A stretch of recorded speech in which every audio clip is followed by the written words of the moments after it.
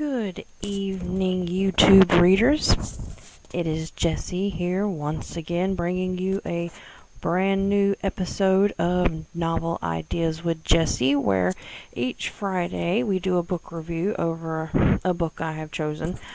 And as you know, anybody who has watched Manga Monday knows that this Friday we will be discussing Jane Eyre. And Jane Eyre, it was written by Charlotte Bronte in 1847. Now, the whole premise of the book, Jane Eyre, starts out as a little girl who is being raised by her uncle's wife, and she has to live with her two cousins, two girl cousins and one boy cousin. And her life from the beginning was never well.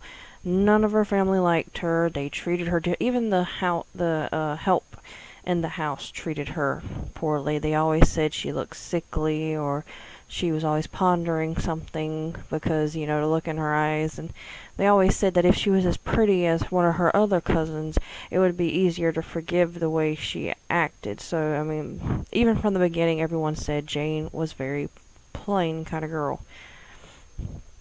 But throughout this story, we follow Jane Eyre, who was brought up in a very bad household, who was mistreated, and she eventually gets to leave this house and go to school.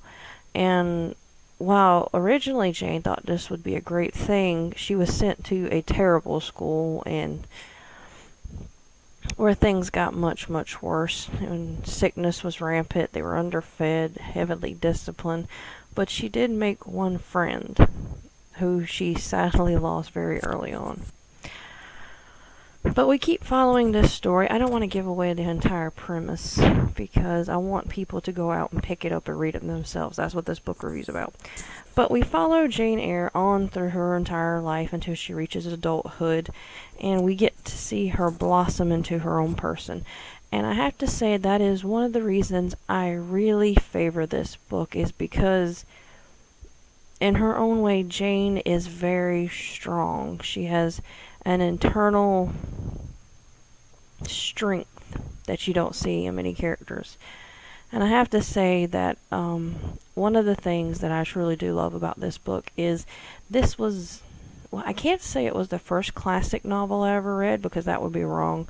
I believe the first classic I ever read was Great Expectations in high school. FYI, I hate that book with a violent passion, but I'll review that one another week. And of course I read The Count of Monte Cristo. But let's just say Jane Eyre was the first classic novel I read under my own free will. And it completely came about because I was reading a synopsis about it. It was a suggestion I had come across in a book article that was giving descriptions of books, of why you might like them. And what popped out in the synopsis for Jane Eyre is the part where Mr. Rochester dresses up like an old gypsy woman just to find out if Jane has feelings for him or not.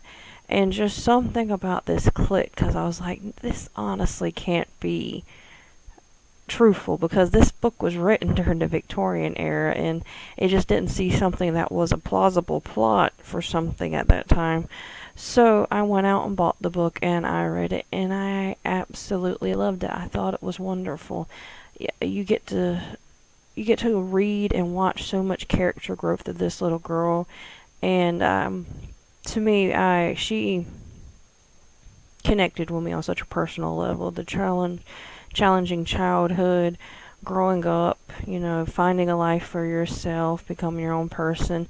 I found that all very endearing to me. But I just adored the whole story, and I think I've read it at least 4 times now. So, but if I have to name one thing about the book I did not like I said, I've read the book about 4 times now. Originally when I read it, found nothing wrong with it, loved it. Second time I read it, stuff started to bother me, and then by the 3rd or 4th time, it really clicked home. I don't like Mr. Rochester at all. I find him to be very manipulative, especially to Jane. I mean, don't get me wrong. By the end of the novel, I guess they deserve each other, or they come to an understanding. But after reading it a few times, I mean, the way that he just manipulates her, and that's not including the way. I mean, he literally brought people to his house and brought Jane downstairs and forced her to be in their company, even though he knew that she didn't want to be in her company, and let these people talk ill about her in front of her face, just watch them down talk her, like she hadn't had enough of that in her childhood. So she's being publicly disrespected, and he's allowing it, and even pushing it, and then he's even telling her that he's in love with this other woman, like he's intentionally causing her pain. I mean, and a part of me understands that, yes, he was pushing her because Jane had become so reserved in her life. She was taught to be quiet and demure and respectful, and he was trying to find that part of her that Jane hadn't been since she was a little girl, when she first lost her temper and owned to her own feelings. But the way he went about it was completely, I don't, what's the word I'm looking for? It was completely underhanded. And then on top of that, like I said, I'm not giving anything away, but for him to lie to her blatantly the way he did, and not only lie, but the fact that the way he was lying to her, he knew went completely against her faith, against her morals, and her own self-respect. He was willing to sacrifice everything that made Jane the way she was, even though he said that's what he loved the most about her, was her spirit and her soul. He was willing to sacrifice all of that just to get what he wanted in life. I found that to be very selfish and greedy, which is one of the reasons I cannot like Mr. Rochester. Don't get me wrong. I don't like the other gentleman that you see later on in the book either, but I don't know if I would have had the book ended any other way than what it did. I would just honestly say that I don't mind reading the book, and I enjoy going back and reading it again, but I do it purely for Jane's character, and I really don't enjoy Mr. Rochester. And as I said in my review Monday, my manga Monday review with the classic mangas, or manga classics, is that at least the manga made me like his character, because in the novel I loathe the man. But in the manga they actually got me to like him, and I believe that was because they managed to soften his edges.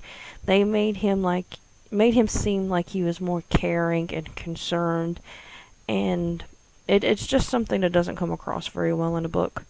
And yes, I will say I love this book, but I have to admit I do not have much feelings or respect for Charlotte Bronte, and it might be a stupid reason, but it's purely for comments that was made towards Jane Austen and her work.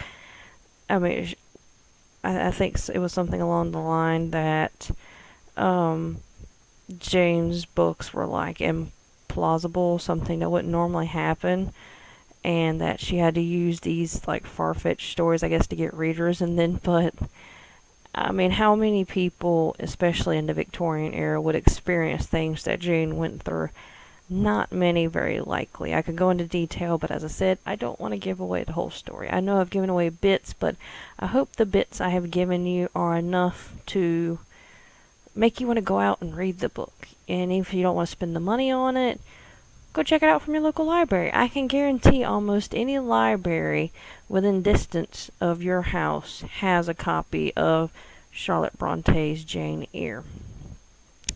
So, we've gone over, I've given you the reasons I like this book, purely for Jane Eyre, but the writing style is very nice. I would say it has something to go, I would like to say it goes along in the Gothic story. I mean, you have a lot of suspense, a lot of dark underhandedness, but Great character development, and the characters are written very well. There's so many characters you'll discover in this book that you'll fall in love with. It definitely keeps the pages turning because it has its own suspense in it, and it makes you connect with the characters personally. So out of all of that, out of all the great work Charlotte's done with this, I give it a 4 out of 5 stars. And the reason I give it a 4 out of 5 stars is because that one star, that one little 5 star, the reason I won't give it to this book is because I really hate Mr. Rochester that much that he is all of that star and he's not getting it. So I give this a 4 out of 5 for the great work, great storytelling, the great characters, and I really enjoyed Jane finding herself more than anything. I really enjoyed that. But that is my overall thoughts on this book. If you have any other opinions about it, if you disagree with what I think, feel free to comment down below, and make sure you like and subscribe, and please come back to join me again on Monday when I will be posting a new review for Mango Monday. And then that following Friday, I'll be doing also the classic as well. And this is going to keep carrying on until the end of September. And then we will start in October with Halloween books. Ooh. But until then, I hope you YouTube readers keep reading and supporting your local library. And I'll see you Monday. Bye-bye.